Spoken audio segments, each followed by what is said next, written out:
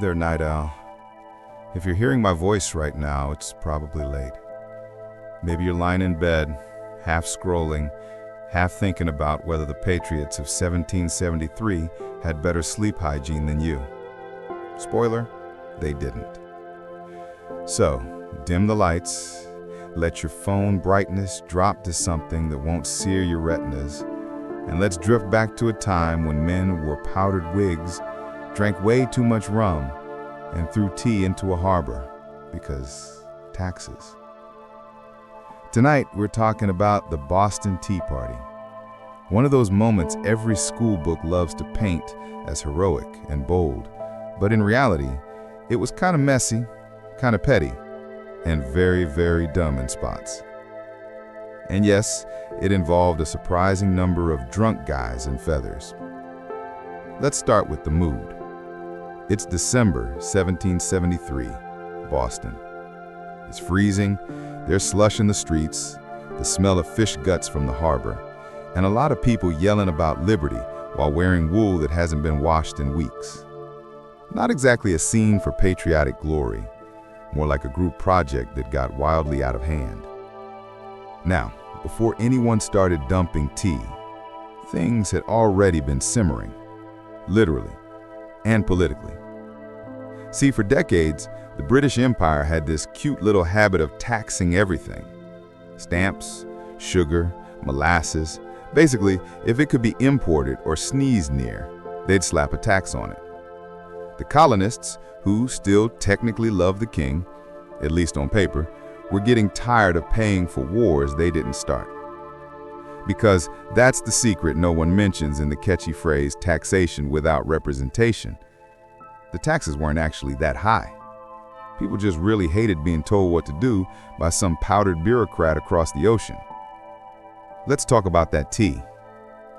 Tea in the 1700s was like coffee and Instagram combined, a social lubricant, a mild addiction, and a subtle way to judge your neighbor. If you were anyone of status, you drank tea, preferably imported from the East India Company, which was basically the Amazon Prime of the British Empire, only with more corruption and cannons. But by 1773, things were getting awkward. The East India Company, this giant corporate beast, was drowning in unsold tea. Their warehouses were packed, people in London were complaining. The British government, in all its wisdom, decided to help by passing the Tea Act. Now, Tea Act sounds like it should have lowered prices, and technically it did. But it also gave the East India Company a monopoly. Translation, the colonists could only buy their tea at their prices and from their approved merchants. And if you know anything about human nature, you know people will tolerate high taxes, but they won't tolerate being told who to buy their caffeine from. Enter Boston, a city that, by this point, had developed a full-time hobby of being mad at Britain. Boston's Sons of Liberty, led by familiar names like Samuel Adams, were professional agitators. Adams, by the way, wasn't actually a great brewer, despite the beer label. He was a political hype man, sort of the colonial version of a Twitter thread writer who never logged off. These guys organized meetings, protests, and sometimes accidental mob attacks, always with that moral high ground of doing it for liberty. And when they heard about the Tea Act, they saw an opportunity to turn corporate logistics into rebellion. Let's float over to one December evening. 3 ships, the Dartmouth, Eleanor, and Beaver, are docked at Griffin's Wharf, each one loaded with East India Company tea. The ship's captains just want to unload and go home, but Boston's harbor was a powder keg. If they unloaded the tea, the colonists would boycott them. If they sailed back to Britain, they'd be fined or worse. So the tea just sat there for weeks, getting colder and more symbolic by the day. Meetings were held, pamphlets were printed, angry speeches were made. And as always, nothing actually happened until someone decided to stop asking for permission. December 16th, 1773. The Old South Meeting House is packed, 5,000 colonists are inside, crammed shoulder to shoulder, sweating and arguing in the flickering candlelight. Outside, the harbor wind howls. It's dark early, as it always is in winter. Governor Thomas Hutchinson, a man with the charisma of wet parchment, refuses to let the ships leave without paying the tax. So when word spreads through the crowd that the governor's final no has arrived, a strange, sleepy sort of excitement ripples through Boston. It's happening. Now, contrary to popular art, this wasn't a crowd of noble founding fathers in clean suits and tidy wigs. It was mostly dock workers, tradesmen, and a few wealthy ringleaders in disguise. They dressed as Mohawk Indians because nothing says we're rebelling against British rule than borrowing indigenous imagery you don't understand. Feathers, soot on their faces, makeshift costumes. Some looked intimidating, others looked like they just lost a fight with a sewing kit. That night, around 100 of them marched down to the docks in eerie silence. No shouting, no torches, just the crunch of boots and snow, and the kind of tense, nervous laughter that happens before people do something stupid but historic. The ships waited, rocking gently. The harbor water was black and cold enough to kill a man in minutes. And one by one, the men boarded. They split into teams. Some guarded the wharf, others handled the tea. Crates, hundreds of them, were hauled up, smashed open with axes, and dumped overboard. The air filled with the sharp, earthy smell of tea leaves. The harbor turned brown, and the tide carried it out like a great caffeinated plume. And here's the thing. They did it quietly. No drunken chaos, no fires. Just the soft thud of wood, the splash of tea, and the occasional sarcastic comment. It took about 3 hours. When they finished, they swept the decks clean, replaced broken locks, and vanished into the night. It was almost polite. The next morning, Boston woke up to headlines that would echo across the colonies. Tea gone. All of it.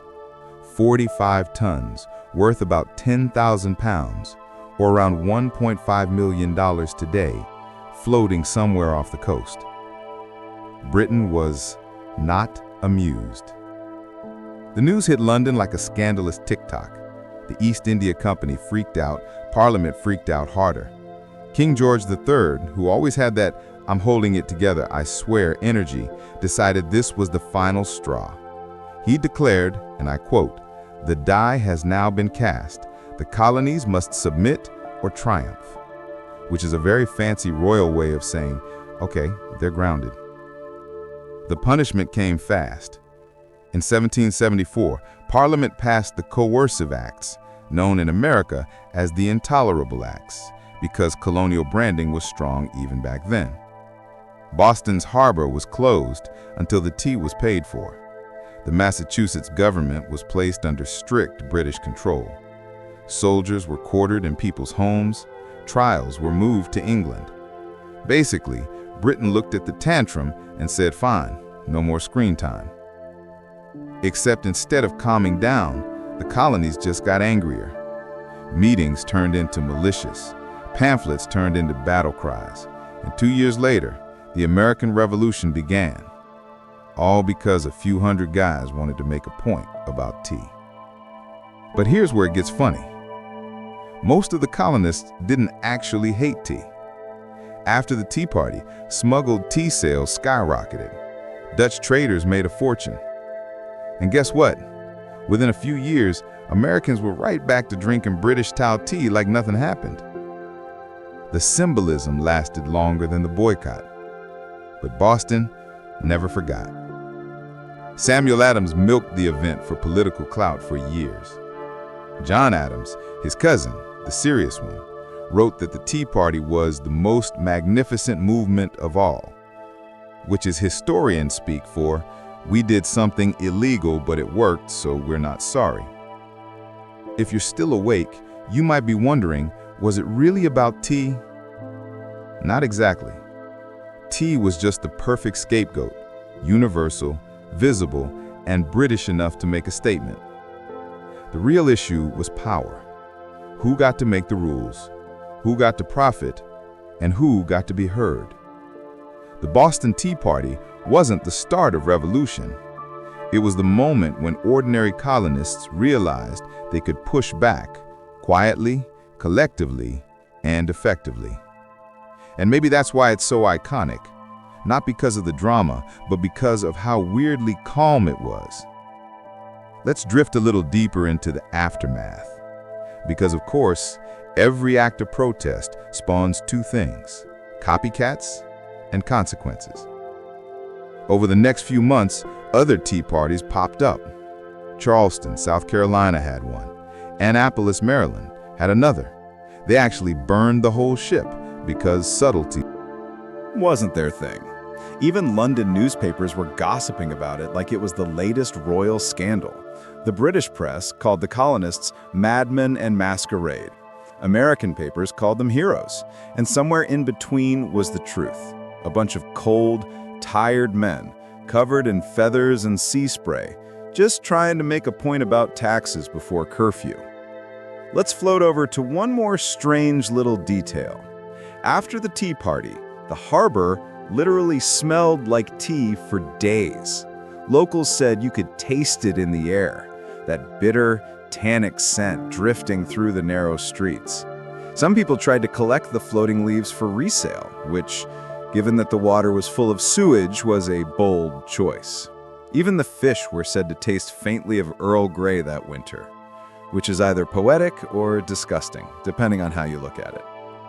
And so, Boston went down in history, not as the cleanest, calmest, or smartest city, but as the one that dared to say no to empire with a soggy splash. The irony, of course, is that the British were right about one thing. Without that tea, there might never have been a revolution. Sometimes the smallest protests brew the biggest storms. So, the next time you sip a cup of tea, imagine it floating past you in the moonlit harbor. Quiet, cold, perfectly still. And know that somewhere, Samuel Adams would absolutely be bragging about it on social media. Let's drift into part 2, where we explore what actually happened to those Tea Party patriots afterward. Who got punished, who got rich, and who just went back to drinking coffee instead. Hey again. If you're still here, congratulations. You've outlasted the East India Company's profit margins. We left off with tea floating across Boston Harbor like a giant, bitter smoothie. The crowd had gone home, the night was silent, and the city, proud, defiant, and slightly tea-scented, woke up the next morning pretending nothing unusual had happened. Of course, something unusual had happened, and like all good rebellions, the aftermath was less fireworks and more awkward paperwork. Let's start with Governor Thomas Hutchinson, the man who somehow managed to make everyone hate him without actually doing much. He'd been born in Boston, which made his loyalty to the crown sting that much more. He genuinely thought he was helping, keeping order, maintaining the king's peace, all that polite empire stuff. But to the colonists, he was the embodiment of everything wrong with British authority. He'd already had his house looted by a mob years earlier. They took his furniture, ripped his books, even destroyed his wine cellar. You'd think that'd be enough trauma for one political career. But no, Hutchinson stayed, convinced reason would eventually win. Spoiler, it didn't. After the Tea Party, he wrote letter after letter to London, trying to explain that it wasn't his fault, that he hadn't lost control. But the damage was done. Within months, the British replaced him with a military governor, General Thomas Gage, because nothing says let's calm things down like sending in an army. Now, who were the actual men behind the tea tossing? You've heard the broad strokes: sons of liberty, patriots, brave citizens. But most of them were just guys, working men, dock hands, carpenters, printers, people who spent more time hauling barrels than reading philosophy. Their names, for the most part, weren't recorded. deliberately, because they knew if the British found out, prison or worse would follow. So, when they met afterwards, they swore an oath of secrecy. For decades, hardly anyone admitted to being there. It wasn't until 50 years later, when the revolution had turned into folklore, that survivors started casually dropping hints like, "Oh, that night. Yeah, I might have thrown a crate or two. No big deal." One of the few men we know for sure was there was George Hughes. He was a shoemaker, small, wiry, and endless chatty. He later tells stories about how the men behaved like gentlemen, breaking locks only when necessary, and even cleaning up afterwards. You can almost picture him, thin coat, nervous grin, trying not to slip on the icy deck while pretending to be a fierce Mohawk warrior. In his memoirs, Hughes said he didn't really hate tea or Britain, he just thought the tax was unfair. Which is sort of like saying you joined a riot because the ticket price was too high. But it's oddly human, isn't it? He wasn't trying to change the world, he was just trying to stand for something that felt right, even if he couldn't define it. Another character worth mentioning is Samuel Adams, the movement's hype man. He didn't actually throw tea that night, he was more of a coordinator, the guy behind the scenes, whispering strategy, arranging the crowd, and then conveniently not being on the dock when the British asked who was responsible. Adams was that friend who never gets caught but always starts the trouble. Afterwards, he claimed to have no idea who did it. "Oh, tea? Overboard, you say? How curious." His denials were so unconvincing they practically sparkled. But his plan worked. The protest unified Boston like nothing else. Within days, even people who doubted the movement were suddenly proud of the rebellion. Let's drift for a moment to how ordinary Bostonians reacted. At first there was excitement, secret smiles in taverns, knowing glances in the streets, but then came the panic. See, the tea wasn't just tea, it was property, British property, and everyone knew retribution was coming. Merchants worried their businesses would be ruined. Families whispered about leaving the city before soldiers arrived. Some colonists, known as loyalists, were horrified. They saw the Tea Party not as a brave act, but as vandalism, the destruction of private goods, the crossing of a moral line. A few even tried to report what they saw, but names were kept hidden, and witnesses were conveniently fuzzy about details. It's hard to testify when everyone's wearing feathers and face paint. Meanwhile, across the ocean, London was fuming. The East India Company demanded compensation. Parliament ranted about barbaric Americans and lawless mobs. And King George III, who already had trouble staying calm on a good day, took it personally. He wasn't just angry, he was offended. To him, the colonies were his children, rebellious, ungrateful children who had just poured his favorite beverage into a sewer. So he did what any angry monarch does. He cracked down hard.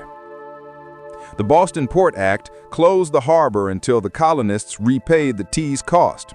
Trade stopped. Fishermen couldn't fish. Dock workers lost their jobs. Boston, a city that lived off the sea, suddenly found itself starving beside it.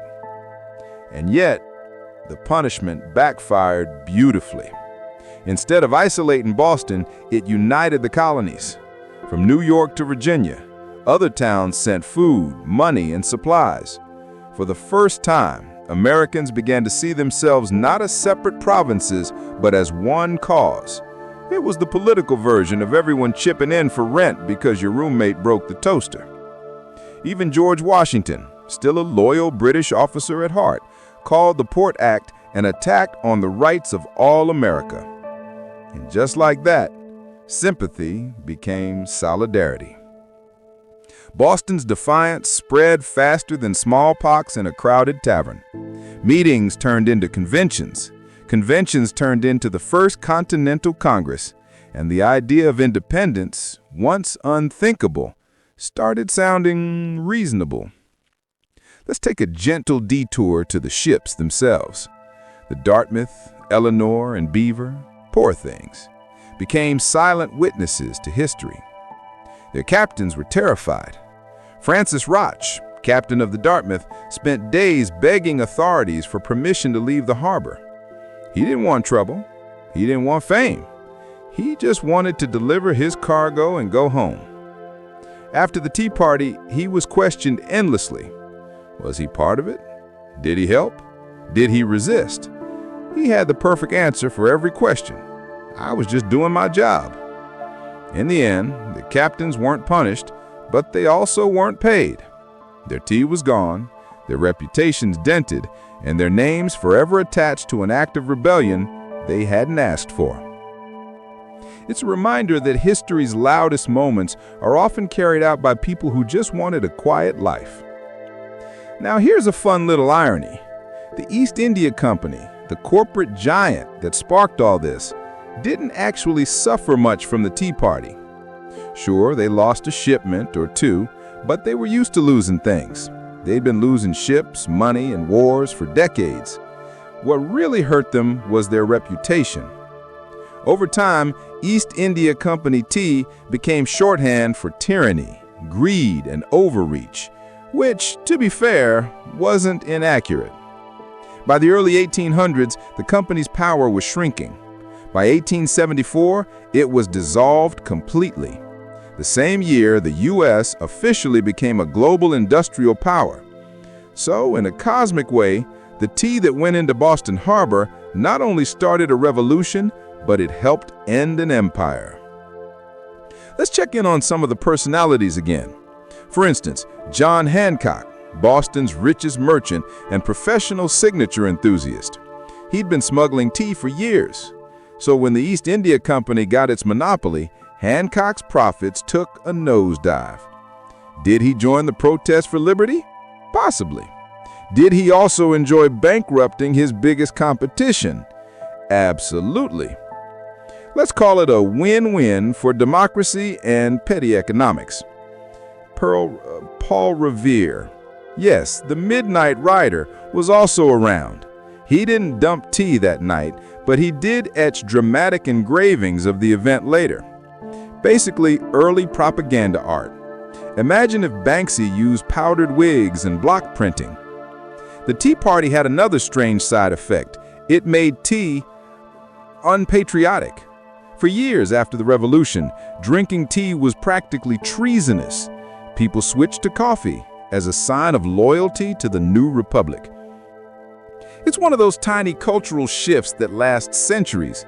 America's obsession with coffee, your morning cup, your Starbucks loyalty points, your sleepless hustle, all traces back, in part, to one winter night in 1773, when tea became the enemy.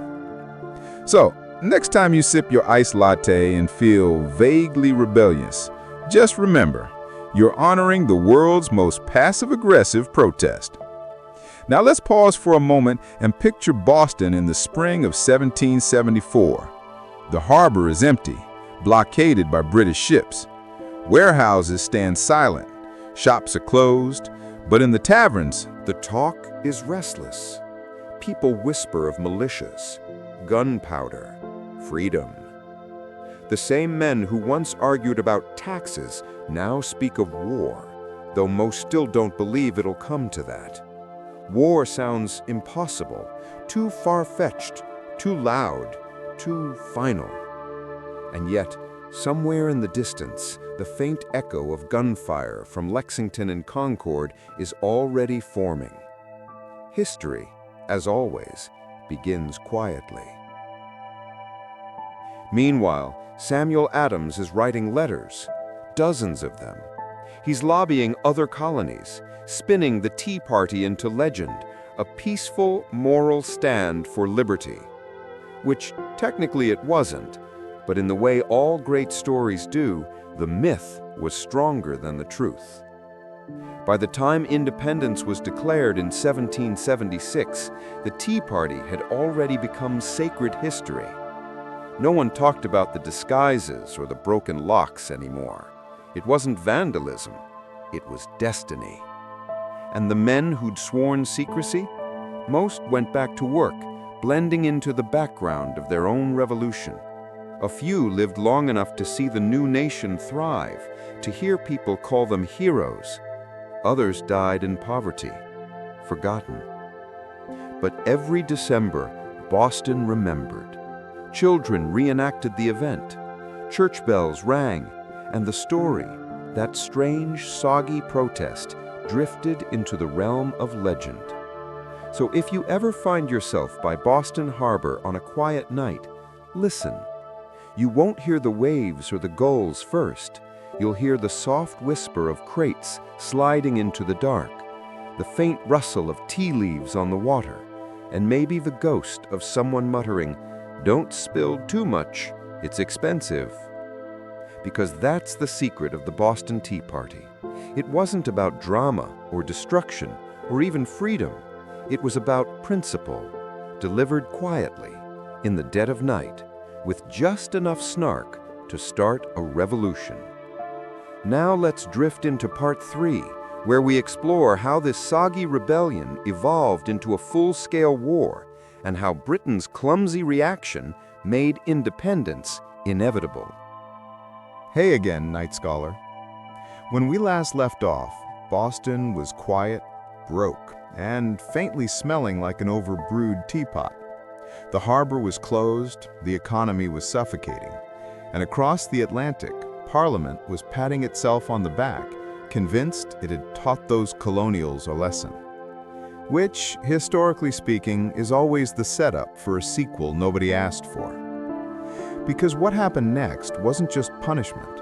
It was a slow-motion disaster of pride, miscommunication, and royal overreaction that somehow birthed an entire nation. So, settle in. Let's drift through the years where Britain, unintentionally and rather smugly, invented America. First, a quick recap of the royal mindset. Britain had just won the 7 Years' War, which was basically the 18th century version of a global turf fight. They'd beaten France, gained new colonies, and racked up a charming little mountain of debt. And like every empire that's ever existed, they thought, well, we fought for your protection, you should pay us back. So they taxed the colonies. Tea, paper, stamps, sugar, anything not nailed down. They didn't expect resistance. After all, colonists were technically British citizens. And British citizens were supposed to be obedient, polite, and grateful. But colonists had other plans, mostly involving shouting, pamphlets, and occasionally hurling things into harbors. By the spring of 1774, Parliament decided enough was enough. They passed the Coercive Acts, which, if you translate from bureaucratic English, means let's be petty and see what happens. There were 4 main acts, each one an absolute masterclass in how to make a bad situation worse. 1. The Boston Port Act, closing Boston's harbor until the East India Company was repaid for the tea, which, again, was never going to happen because the colonists didn't have that kind of money. 2. The Massachusetts Government Act, which basically said, you know that local democracy thing? Yeah, we're done with that.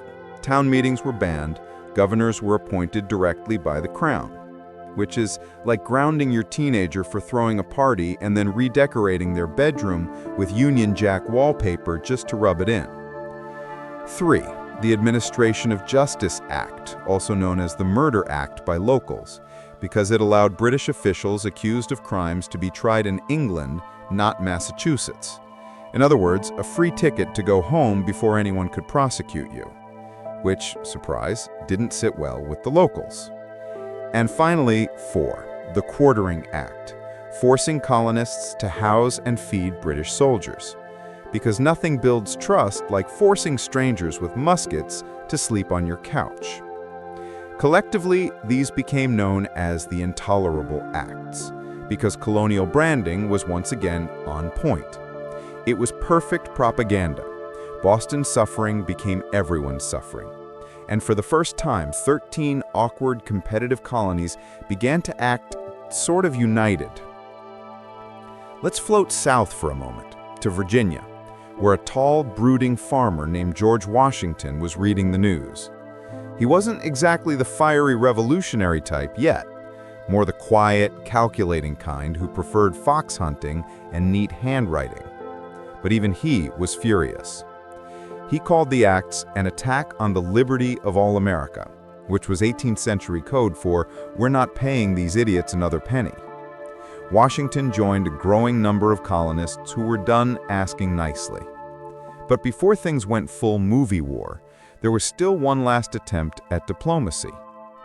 Enter the First Continental Congress. It's September 1774. 56 delegates from 12 colonies, Georgia was busy apparently, gathered in Philadelphia. They met at Carpenter's Hall, which, in fairness, was exactly what it sounded like, a hall full of wood and tension. There was no air conditioning, no microphones, and a lot of egos. Imagine 56 men in wigs, sweating in wool coats, all convinced they're the smartest person in the room. That's Congress in a nutshell. But somehow, it worked. They drafted a statement of rights, agreed to boycott British goods, and sent a petition to the king. It was polite, almost painfully so. The tone was basically, "Dear George III, please stop being mean. Love your colonies." And Britain, in turn, said, "Cute letter. No." By 1775, patience had evaporated faster than the tea in Boston Harbor. British troops were stationed all over New England, and the colonists were stockpiling gunpowder like it was a new fad. Then came the spark, Lexington and Concord. It started quietly, as most historical explosions do. British troops marched out of Boston under orders to seize colonial weapons hidden in Concord. They didn't expect resistance. They found it anyway. Shots were fired at Lexington Green. Nobody knows who shot first, which is historically convenient because both sides immediately claimed it wasn't them. 8 colonists were killed. The British marched on to Concord, destroyed a few supplies, and then found themselves surrounded by hundreds of angry farmers, blacksmiths, and shopkeepers with muskets. The British retreated, all the way back to Boston, while colonists fired at them from behind trees and stone walls. It wasn't a glorious battle. It was messy, chaotic, and weirdly personal. But when it was over, the revolution had begun. Back in London, the king was livid. George III saw rebellion where colonists saw self-defense. And when you're an 18th century monarch, rebellion is never just politics. It's an existential crisis.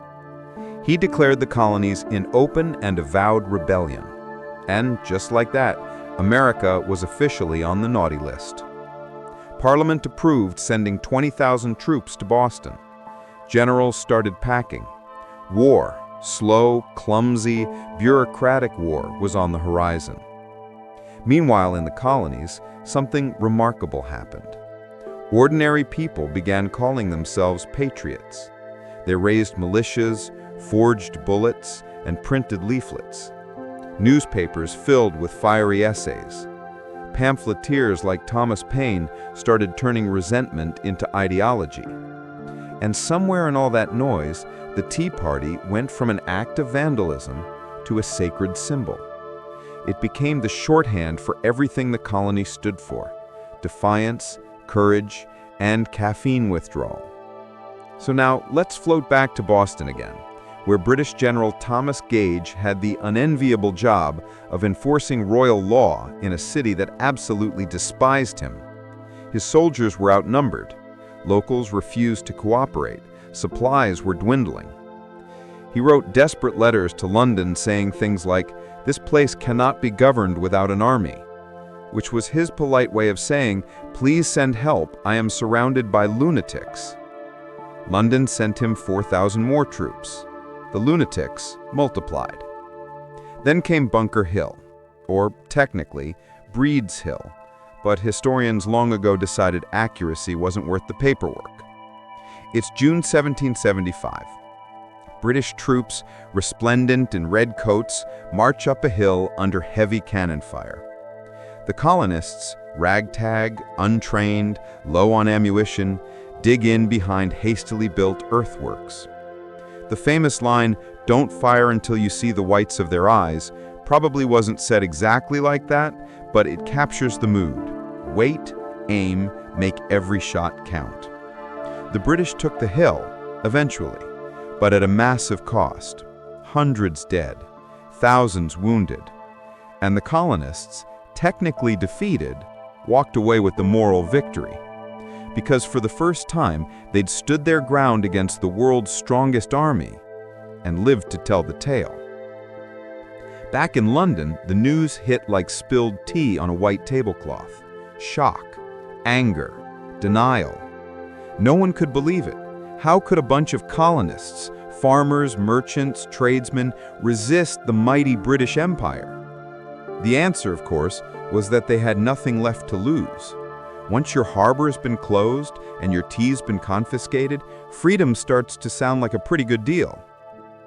By 1776, everything had escalated. The colonies weren't just rebelling, they were planning to separate entirely.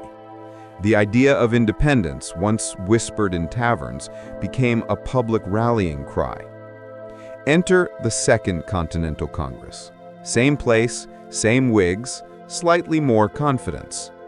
They created a continental army and, because irony loves company, chose George Washington, a former British officer, to lead it. He accepted, humbly, in that tall, stoic way that said, "I have no idea what I'm doing, but I'll figure it out." And while Washington drilled his troops, another man, Thomas Jefferson, was busy writing words that would echo for centuries. The Declaration of Independence, adopted July 4, 1776, drafted in a boarding house by a 33-year-old redhead who'd rather be gardening, edited by a committee that mostly argued about commas. It wasn't perfect. It wasn't even particularly practical, but it was poetic and defiant.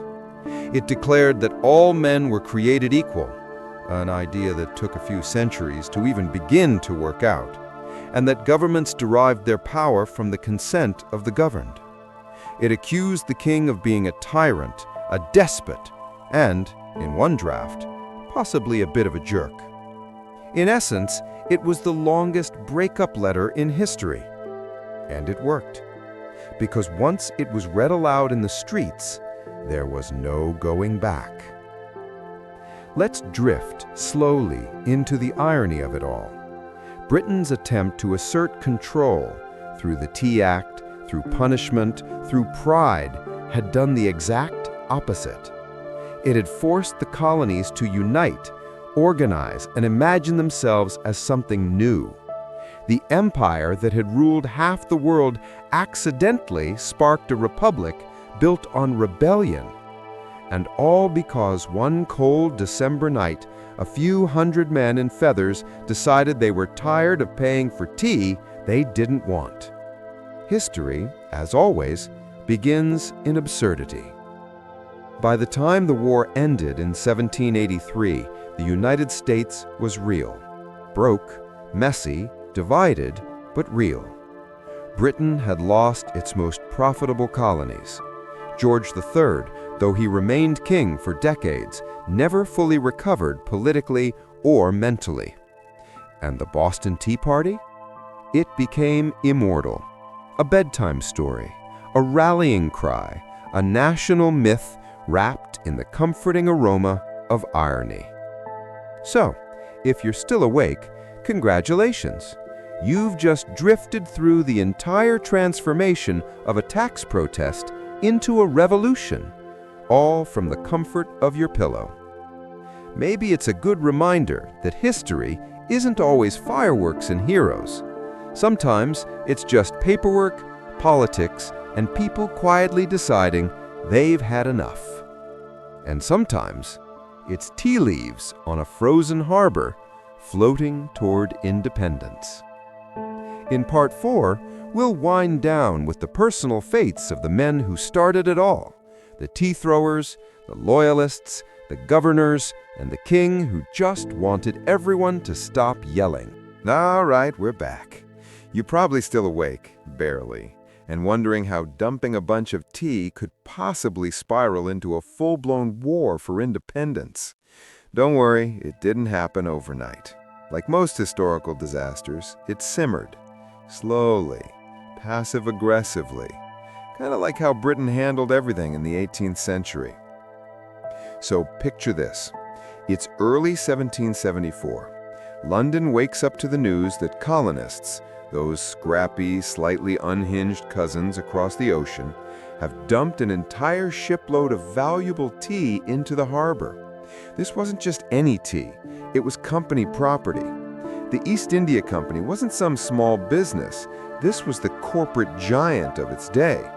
The British government practically ran on its profits. So when Boston men started swimming in tea, the reaction in Britain was basically, oh no, they didn't. And so the British Parliament, in its infinite wisdom, decided to respond with subtle diplomacy. No, they went full strict parent mode. Enter the Coercive Acts, also known by the colonists as the Intolerable Acts, because apparently they weren't fans of understatement. Let's glide through these one by one. The first was the Boston Port Act, which basically said, you break it, you buy it. The entire port of Boston was shut down until the East India Company got paid back for all the tea. No trade in or out, which for a harbor town was about as devastating as it sounds. Then came the Massachusetts Government Act, which replaced the colony's semi-independent government with a royal one. So now the governor was a direct appointee of the king, and he could veto pretty much everything. The locals were not invited to share their opinions, which, ironically, was the very thing they were mad about to begin with. Third came the Administration of Justice Act, which said that if a British official was accused of a crime while doing his job in the colonies, he could be sent back to Britain for trial. Because sure, that sounds fair. Let's have the people who caused the problem go back home to be judged by their own friends. And finally, the Quartering Act, which allowed British soldiers to be housed in private homes if necessary. Because nothing says peaceful resolution like sharing your living room with a redcoat who probably resents being there as much as you resent feeding him. Now, all of this was supposed to teach the colonies a lesson, and it did, just not the one Britain hoped for. Instead of backing down, the colonies united in shared outrage. For the first time, people from Massachusetts to Virginia started thinking, hey, maybe we've got more in common than we thought. So the colonies called for a meeting, a big one. In September 1774, representatives from 12 colonies, Georgia sat this one out, it had its own issues, gathered in Philadelphia for what became known as the First Continental Congress. It was kind of like a family meeting, except everyone was mad at the same parent. These weren't rebels just yet. They were still trying to be reasonable. They wrote up petitions and declarations, basically saying, hey, we're loyal subjects, but please stop treating us like you hate us. They also agreed to boycott British goods until Parliament repealed the Coercive Acts. And while this was happening, back in Boston, tensions were, let's say, brewing harder than ever. The port was closed, unemployment was rising, and British soldiers were everywhere. You could practically feel the static in the air. Let's pause here for a second and float over to some of the British officials stationed in Massachusetts at the time. Because these guys were living in what was essentially an active powder keg. The royal governor, Thomas Gage, had been in the colonies for years and knew the local temperament better than most. He also knew that Boston was not the kind of town to take humiliation quietly. Gage's job was to enforce the Intolerable Acts. But deep down, he understood this was going to go badly, very badly. His letters back to London were full of polite panic. He described the colonists as spirited and determined, which in British government speak meant they're about to riot and I'm. He asked for more troops. He asked for time. London gave him neither. And in the midst of all this, there were still those little acts of rebellion. Smugglers continued their trade, pamphlets circulated like wildfire, meetings were held in secret taverns full of men with names like Samuel, John, and another John. And then came the symbolic acts, hanging effigies of tax collectors, writing anonymous newspaper essays about tyranny, refusing to buy British goods. It all sounds small, but together it created a movement, a sense that this wasn't just about tea anymore. It was about autonomy, respect, and the right not to pay for an empire you didn't get to vote for. Let's drift now to one of those taverns. It's late 1774. The candlelight flickers and the air smells of ale and discontent. Around the table sit the Sons of Liberty. They've already made their statement at the harbor, but now they're planning what comes next. Because make no mistake, they know Britain isn't backing down. And that's when the talk shifts from protests to preparation. Militias start forming. Secret stockpiles of gunpowder and weapons appear in barns across Massachusetts. The term Minutemen starts floating around. Men who could be ready to fight at a minute's notice. Meanwhile, King George III, who, let's be honest, was not exactly known for his flexibility, was fuming. To him, the colonies weren't brave or principled, they were ungrateful children, and he was done negotiating. He called their actions treasonous, which, historically speaking, is one of those words that usually precedes gunfire. So let's step back for a moment and pause for a moment and simply ponder this moment of tension. The Boston Tea Party was never about the tea. It was about being heard. The destruction of that cargo was symbolic, a messy, dramatic way of saying, we're done asking nicely. But of course, Britain didn't see symbolism. It saw vandalism. And so the crackdown came. The lines were drawn. We're drifting now toward the dawn of 1775, and you can almost feel the tension tightening like a drum. British troops are marching, colonial militias are drilling, and everyone knows something's going to happen. It's just a question of when. Spoiler, it's going to happen in a little town called Lexington. But that's for another night. For now, let's just sit with this moment, the calm before the storm. Boston Harbor is quiet again, the tea long gone, the ships at anchor under a gray sky.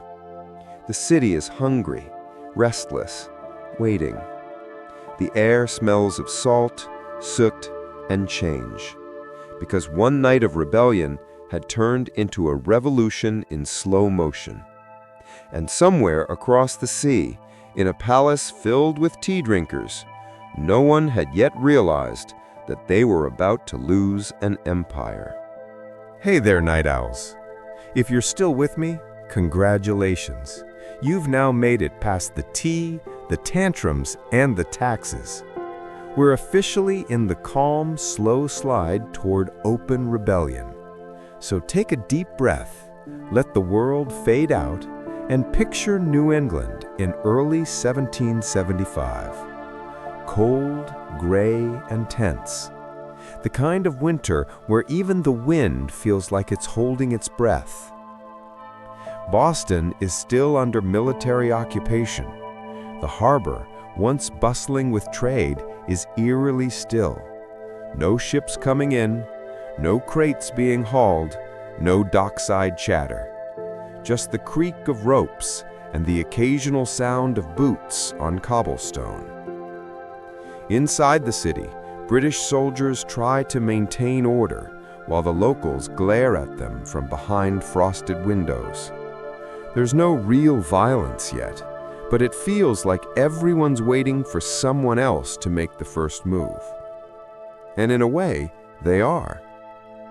Governor Thomas Gage, who's trying very hard not to lose his mind, knows the colony's militias are gathering weapons and powder in secret. He's got spies everywhere, but none of them can quite keep up with how quickly the colonists are organizing.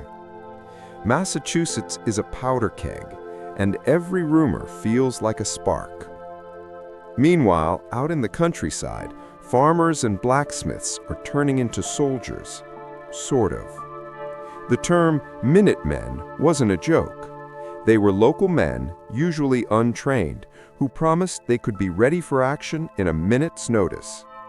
Which sounds impressive until you realize that ready for action mostly meant has a musket and some strong opinions. Still, there was something quietly powerful about it. Across the towns of Concord, Lexington, and beyond, these small militias began meeting in barns and churches. They drilled awkwardly, swapped news, and swore oaths to defend their communities. You could say the colonies were still British, but only technically. In spirit, they were already something else. Now, remember our old friends from the Sons of Liberty? Samuel Adams, John Hancock, Paul Revere, and that whole restless crew? They were still stirring things up, holding meetings, writing letters, whispering plans. These were men who knew the stakes, but they also knew momentum. The anger over the Tea Party hadn't died, it had evolved. It was less shouting now, more planning. The quiet kind of fury that's actually more dangerous than the loud kind. And in April 1775, Governor Gage got word of something he couldn't ignore. A large stash of colonial weapons stored in Concord, just outside Boston. He decided it was time to end this nonsense. Quietly, efficiently. No bloodshed if possible. Just a nice, orderly confiscation of illegal arms. That's the thing about plans made by empires. They always sound neat on paper. On the night of April 18th, Gage ordered about 700 troops to march to Concord under the cover of darkness. Their mission? Seize the weapons, arrest a few troublemakers, and come home before breakfast. Easy. But of course, nothing in this story ever goes as planned. The colonists had a surprisingly effective intelligence network, basically an 18th century version of Twitter gossip, but faster. Someone in Boston spotted the troops preparing to move, and within minutes, word began to spread through the city. Lanterns flashed, horses saddled, boots hit the cobblestone. And somewhere in the middle of the night, Paul Revere began his now legendary ride. Now, Hollywood makes this moment look like a high-speed action chase. Galloping hooves, lanterns blazing, a heroic cry of, "The British are coming," echoing through the countryside. In reality, it was much calmer, and he definitely didn't yell that phrase, because most people still considered themselves British, and also, it would have been pretty dumb to alert armed patrols that you were warning everyone about them. Revere's actual message was quieter and more practical. The regulars are out. Simple, coded, efficient. He rode from town to town, knocking on doors, waking up militia captains, and setting the local alarm system in motion. Within hours, dozens of riders were carrying the same message further out, spreading like ripples in a pond. And by dawn, the countryside was awake. The British troops reached Lexington just as the first light crept over the horizon. Waiting for them on the village green were about 70 local militia, farmers, carpenters, fathers, sons. They were nervous. The British commander, Major Pitcairn, shouted for them to disperse. The militiamen hesitated. Someone, to this day no one knows who, fired a shot. And that was it. The shot heard around the world. For a sleepy, slow History Channel moment, let's pause here. The sound itself was probably small, a single musket crack echoing across the damp morning. But its meaning, enormous. That sound marked the moment when protest turned into war. The skirmish at Lexington was over in minutes. The militia scattered. 8 colonists lay dead, 10 more wounded. The British marched on toward Concord, where the real powder stores were hidden, but by then, the countryside was alive with resistance. At Concord North Bridge, the militia stood their ground. They weren't professional soldiers, but this time, they fired back. The British were forced to retreat, and as they made their long march back to Boston, hundreds of armed colonists lined the roads, firing from behind trees and stone walls. It was a slow, exhausting ambush all the way home. By nightfall, the redcoats stumbled back into the city, battered and shaken. Boston, now surrounded by angry farmers with muskets, became a trap. The siege had begun. And somewhere in that chaos, someone probably thought back to that night in 1773, to the harbor, the tea, the disguises, and realized that the protest over a few chests of tea had lit a fuse that couldn't be put out. Let's just float there for a moment. The smell of gunpowder in the spring air, the sound of marching boots fading into the distance, the city skyline under a rising moon. It all feels inevitable now, but to them, it was terrifyingly uncertain. No one knew what came next. They just knew there was no going back. Meanwhile, in London, the first reports began to arrive weeks later. Parliament read the news in shock, though some of them, like Edmund Burke, basically said, "Well, what did you expect?"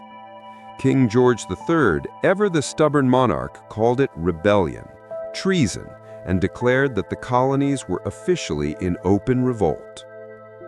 And that's how the Boston Tea Party, that weird little maritime protest full of disguised patriots and soggy tea leaves, became the spark that ignited the American Revolution. It's funny, in a way. The British had spent years trying to get the colonies to respect Parliament, but in punishing them so harshly for one act of defiance, they ended up creating the very thing they feared most: unity. Out of taxes, tantrums, and tea came an entirely new nation.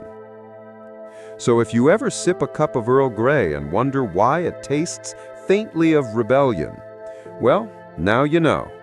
Somewhere in its history lies a harbor full of floating tea, a group of angry colonists in disguise, and a government that just didn't know when to listen. And maybe that's the real bedtime moral tonight. Empires don't collapse overnight. They unravel slowly. One tax, one protest, one soggy box of tea at a time. Now, let's close our eyes and drift back across the harbor. The waves lap softly against the wharf. The city lights flicker. The air smells faintly of salt, smoke, and maybe just a little bit of history. Sleep well, friends. Tomorrow we can dream of revolutions. Hey again, night wanderer. You've made it to the quiet part, the long, sleepy exhale after the gunfire. The war is beginning now, yes, but tonight we're not chasing battles or flags. We're going back to the people who started this whole tea-flavored mess, and what became of them once the harbor settled and history moved on. Because here's a little truth about revolutions. Once the shouting stops, the cleanup begins. And sometimes that's the lonelier story. Let's drift back, softly, to Boston in the years after the Tea Party. The city that had once been the loudest voice of rebellion was now tired, occupied, and haunted by the memory of what it had started. Many of the men who took part in the Tea Party went on to become legends, eventually, but at the time, they were mostly broke, hunted, and constantly looking over their shoulders. The British government had wanted to find and punish every single one of them. Of course, no one talked. The secrecy around who exactly boarded those ships that night was airtight. And not out of heroism necessarily, more out of self-preservation. The Sons of Liberty never published a guest list for the event. No one signed a roster. No autographs, no selfies, no "I dumped tea in 1773" souvenir mugs. The whole thing was whispered about, half denied, and sometimes even disowned in the years right after. Because when the Royal Navy is parked outside your harbor, boasting about your vandalism isn't exactly smart marketing. Still, the core figures, Samuel Adams, John Hancock, and Paul Revere, their names rose out of the fog. Let's drift through them one by one. Samuel Adams, the ideological engine of the movement, was in his 50s when the Tea Party happened. He was not the kind of man who thrived on chaos. He thrived on purpose. To him, the dumping of the tea wasn't just a protest. It was an exclamation point at the end of a very long, very polite sentence that Britain had refused to read. After independence, Adams continued his work quietly. He became lieutenant governor, then governor of Massachusetts. But the fire that had fueled him in the 1770s mellowed into a slow burn. He spent his later years warning against greed, corruption, and the dangers of power. Ironic, really, given how many revolutions forget those lessons immediately after winning. John Hancock, on the other hand, was always the showman. You probably remember his name because it's the giant signature on the Declaration of Independence, big enough to be read from space, or at least from the back of the Continental Congress Hall. Hancock was a merchant, a man of style, and the kind of politician who knew the value of spectacle. The Tea Party, while officially disavowed at the time, fit perfectly into his sense of theater. After the war, he became one of Massachusetts' richest and most visible patriots. Though not without irony, his fortune had come from trade, and his ships had once carried British goods, maybe even tea. History has a funny way of tidying those contradictions up for the textbooks.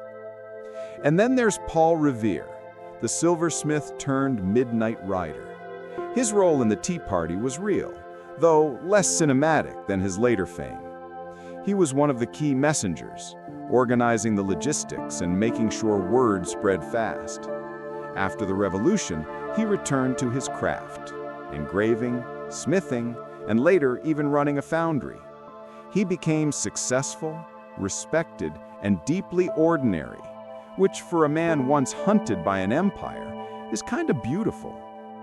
But most of the other men, the dock workers, the craftsmen, the apprentices who'd actually climbed on board the ships and tossed the crates, they vanished into history's blur. A few names survived in scattered letters: George Hughes, Thomas Melville, and some others who lived long enough to tell their stories to fascinated grandchildren decades later. George Hughes, instance, lived into his 90s. In the 1830s, long after the Revolution was over, when the United States was already a young country flexing its independence, an aging Hughes was rediscovered. People treated him like a living relic. They threw parades for him. Artists painted him as the last survivor of the Boston Tea Party. Imagine that. A man who had once hidden his identity to avoid hanging, now being celebrated as a hero on the 4th of July. He must have looked around, half bewildered, wondering when his act of vandalism had turned into sacred legend. Time does that, doesn't it? It polishes rough edges. It turns messy, illegal, desperate acts into clean, noble myths. Let's float now to the 19th century, long after the smoke of war has cleared. Boston is a bustling city, proud of its past. The Tea Party, once whispered about in taverns, has become a civic fairy tale. School children learn about it. Politicians invoke it. Plays are written, paintings are commissioned, and everyone nods solemnly about the brave patriots who defied tyranny. No one mentions the disguises, the property damage, or the fact that the colonists weren't actually boycotting tea itself, just the tax on it. Context fades, romance grows. By the time we reach the 20th century, the Tea Party has become a cornerstone of American folklore. Tourists visit Boston Harbor and stare into the calm water, imagining the crates splashing down. Gift shops sell commemorative mugs. Actors in wigs reenact the protest for school groups. History becomes theater again. And maybe that's fine. Maybe it's okay that the story softens around the edges. After all, history's job isn't always to be precise. Sometimes it's just to remind us where we came from. Still, if you listen closely, late at night when the harbor's quiet and the city lights shimmer, there's a melancholy in it. The real Tea Party wasn't glamorous. It was born out of frustration, fear, and exhaustion. It was the act of people who had tried reasoning, tried pleading, and finally just snapped. Politely, of course. It's easy to forget that revolutions are made by people who don't feel revolutionary at the time. They're just trying to make sense of a world that stopped listening. And that's the strange beauty of the Boston Tea Party. It wasn't the start of independence, not really. It was the start of realization, the slow dawning awareness that the relationship between Britain and its colonies wasn't broken, it had already been broken for years. The tea was just the first visible crack. Let's end this night by drifting back to that image. Boston Harbor, December 1773, the cold air, the moonlight catching on the water, crates bobbing gently on the tide, a few men cloaked and silent slipping away into the dark streets, hearts pounding, wondering what they'd just done. They didn't know they'd started a revolution. They didn't know their names would be remembered or forgotten or turned into myths. They only knew they'd finally made a choice. Sometimes history is 1,000 small choices that ripple outward forever. So next time you pour a cup of tea, maybe take a quiet moment for them, for the men who traded sleep for rebellion, for the cold harbor that swallowed the empire's pride, and for the long, gentle hum of history that still drifts faintly over the water. Good night, Boston, and good night, dreamer. You've just survived another sleepless chapter in history. All right, let's glide into the part no one really romanticizes, the hangover after the Boston Tea Party. Because while everyone loves the dramatic midnight dump the tea scene, no one talks much about the morning after, when the docks reeked of soggy leaves and a lot of very cranky officials started sending letters that basically said, "What the blank?" The British East India Company, you remember, had just lost over 90,000 pounds of tea. That's around 1.7 million modern dollars worth of product. And yes, they billed the colonies for it. Imagine getting an invoice for a revolution you haven't even started yet. Governor Hutchinson, whose sons literally owned the tea, was caught between "I told you so" and "I'm definitely getting fired." Meanwhile, across the Atlantic, Parliament was practically foaming at the mouth. They saw the Tea Party not as a protest, but as anarchy and powdered wigs. So what do you do when your most profitable colony starts acting up? You overreact. Historically speaking, that's the British way.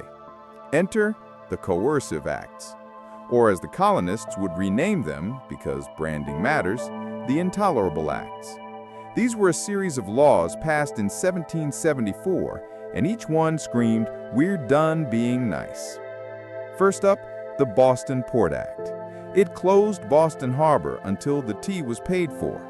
Imagine being a city that runs entirely on maritime trade, and then suddenly no ships are allowed in or out. Boston went from bustling to broke overnight. Fishermen were out of work, merchants were panicking, and everyone was cranky, which, to be fair, they already were.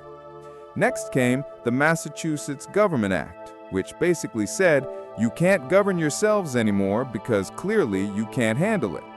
Town meetings were limited, elected councils replaced by royal appointees, and the governor, now General Thomas Gage, was basically a dictator in a redcoat. And because nothing says we're listening to your concerns, like forcing people to house soldiers, they reissued the Quartering Act, allowing British troops to be lodged in private homes. Picture this. You've just finished dinner, and a soldier shows up at your door with his boots muddy and says, "Evening, I'll be sleeping here now." Lastly, they slipped in the Quebec Act, which technically had nothing to do with Boston, but it really annoyed the colonists anyway. It extended Quebec's territory and granted religious freedom to Catholics, a move that sent Protestant New Englanders into a quiet panic. The British managed to alienate just about everyone in one legislative swoop. Let's pause here for a moment. If you're imagining Parliament thinking, this will teach them a lesson, you're right. But the lesson the colonies actually learned was, we really can't live with these people anymore. And that's when the whisper of rebellion turned into a loud, caffeine-fueled conversation. Because the Intolerable Acts didn't just punish Boston, they united the colonies. Suddenly, places like Virginia and Pennsylvania, who hadn't cared much about New England's tea drama, were saying, wait a second, if they can do that to Boston, they can do it to us too. It's kind of like when your sibling gets grounded for something dumb and you realize mom's lost it, so you start planning your escape. The First Continental Congress. So in 1774, representatives from 12 colonies, Georgia was busy apparently, met in Philadelphia for what would become the First Continental Congress. It wasn't exactly a revolutionary meeting at first. Most of them still wanted to patch things up with Britain. They just wanted the king to, stop treating them like misbehaving children. They wrote petitions. They made formal complaints. They agreed on boycotts of British goods. It was all very polite and legal. But underneath, something had shifted. For the first time, the colonies were thinking like a unit. 13 awkward, argumentative, culturally distinct units, but still a unit. And that terrified London. Because the one thing an empire hates more than rebellion is organized rebellion. Meanwhile, back in Boston, things were tense. General Gage arrived with several thousand troops determined to enforce order. The city felt like it was under occupation. British soldiers drilled in the streets, militia units met in secret barns, and everyone was just waiting for someone to blink first. And of course, someone did. In April 1775, Gage sent troops to seize colonial weapons in Concord. The Patriots found out, the militias assembled, and suddenly, on a quiet morning in Lexington, someone fired the shot heard around the world. And no one even knows who fired it. It could have been a jumpy soldier. It could have been a farmer's musket going off by accident. But it didn't matter. The war had begun. The Tea Party's ripple effect. Here's the irony, though. At that point, most colonists still didn't want independence. They wanted their rights as British citizens. The Tea Party hadn't been an anti-British protest. It was a fix-your-policies protest. But Britain's reaction, closing ports, dissolving governments, sending troops, turned a political dispute into a full-blown revolution. The Tea Party became a legend, retold endlessly, especially by later generations who wanted to make it sound like a clean, brave stand for freedom. In reality, it was messy, unpopular at first. A lot of people in Boston, even revolutionaries, thought destroying private property was a step too far. It was radical, desperate, and a little childish. And yet, it worked. Because it forced everyone to choose a side. You were either with the crown, or you were with the men who dumped the tea. Let's float over to the symbolic side of things for a second. The Tea Party's true power wasn't in the tea itself, it was in the image. Men disguised as Native Americans, silently throwing chests overboard by moonlight. It wasn't violence, it wasn't war, it was theater, and the colonies loved a good performance. Even though they didn't have Instagram, word spread fast. Other ports followed suit. Tea was left to rot in storehouses or sent back to Britain. The idea of rebellion had gone, well, viral. And by the time shots were fired in Lexington and Concord, the world had already shifted.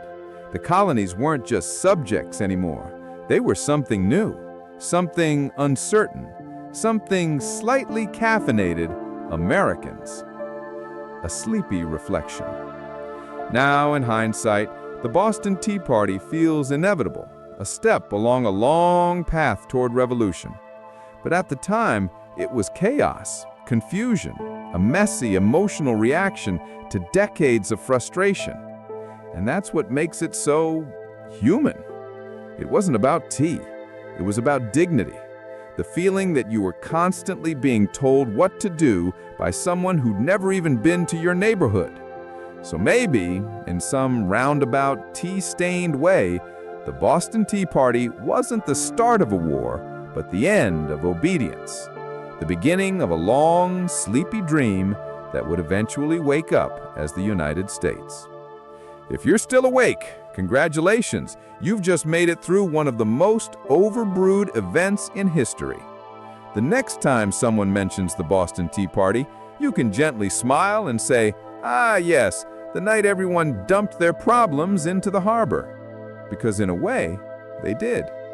And maybe, just maybe, that's something we all secretly wish we could do.